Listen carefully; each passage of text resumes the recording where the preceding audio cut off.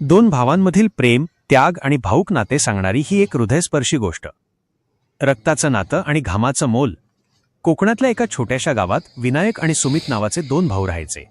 विनायक मोठा तर सुमित 5 वर्षांनी लहान.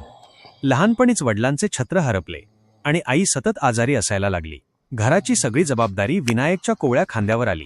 विनायकने स्वतःचे शिक्षण सोडून दिले आणि गावातल्या एका लाकूड वखारीत कामाला लागला, जेणेकरून त्याचा धाकटा भाऊ सुमित शिकून मोठा साहेब व्हावा. सुमित अभ्यासात हुशार होता. विनायक दिवसभर काबाड कष्ट करायचा. रात्री त्याचे हात दुखायचे. पण सुमितच्या हातात नवीन पुस्तकं पडली की विनायकचा सगळा थकवा पळून जायचा. सुमितला शहरातल्या मोठ्या कॉलेजात प्रवेश मिळाला. खर्चाची ओढाताण होती, पण विनायकने आपली वडिलोपार्जित जमीन गहाण ठेवली. दादा, तू एवढं सगळं कशासाठी करतोयस? तू स्वतःसाठी कधीच काही घेत नाहीस, सुमित एकदा रडत म्हणाला. विनायक हसून त्याच्या डोक्यावरून हात फिरवत म्हणाला, अरे वेड्या, तू साहेब झालास ना की समज माझ्या सगळ्या स्वप्नांची पूर्ती झाली. तू फक्त शिक, बाकी मी बघून घेईन. वर्षे सरली. सुमित शहरात मोठा अधिकारी झाला. त्याची बदली त्याच जिल्ह्यात झाली. सुमितने शहरात आलिशान बंगला घेतला, गाडी घेतली. विनायक मात्र आजही गावात त्याच जुन्या घरात आपल्या आईची सेवा करत राहत होता. सुमितच्या लग्नानंतर तो शहरातच स्थिरावला. हळूहळू कामाच्या व्यापात सुमितचे गावी येणे कमी झाले. फोनही अधूनमधून व्हायचे. गावकऱ्यांनी कुजबूज सुरू केली. विनायकने ज्याच्यासाठी आयुष्य वेचलं तो सुमित आता विसरला भावाला. पण विनायकचा आपल्या भावावर अतूट विश्वास होता. एके दिवशी विनायकच्या घरी सुमितची गाडी आली.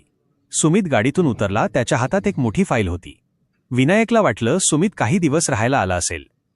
दादा, इकडे ये, या कागदावर सही कर, सुमित धापा टाकत म्हणाला.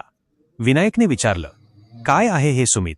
सुमित म्हणाला, दादा, तुला शहरात नेण्यासाठी मी हे घर आणि आपली जमीन विकायचा निर्णय घेतलाय. आता तुला इथे कष्ट करायची गरज नाही. विनायकच्या पायाखालची जमीनच सरकली.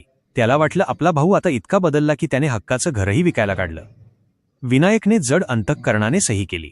त्याच्या डोळ्यात पाणी होतं, पण त्याने भावाचा शब्द मोडला नाही. काही दिवसांनी सुमित विनायकला घेऊन शहरातल्या एका मोठ्या बंगल्यासमोर उभा राहिला. बंगल्याच्या पाटीवर लिहिलं होतं, विनायक निवास. सुमितने विनायकच्या हातात बंगल्याच्या चाव्या दिल्या आणि त्याच्या पाया पडला. दादा, ज्या जमिनीवर तू घाम गाळून मला शिकवलं ती जमीन मी सावकाराकडून सोडवली आहे आणि हा बंगला तुझ्या कष्टाचं फळ आहे. तू माझ्यासाठी तुझं आयुष्य दिलंस. मी तुला फक्त हे 4 भिंतीचं घर देऊ शकतोय. आता इथून पुढे तू फक्त आराम करायचा. विनायकने सुमितला मिठी मारली. दोघांच्याही डोळ्यातून अश्रू वाहत होते. ते अश्रू दुःखाचे नसून एका भावाने दुसऱ्या भावासाठी केलेल्या त्यागाचे आणि कृतज्ञतेचे होते.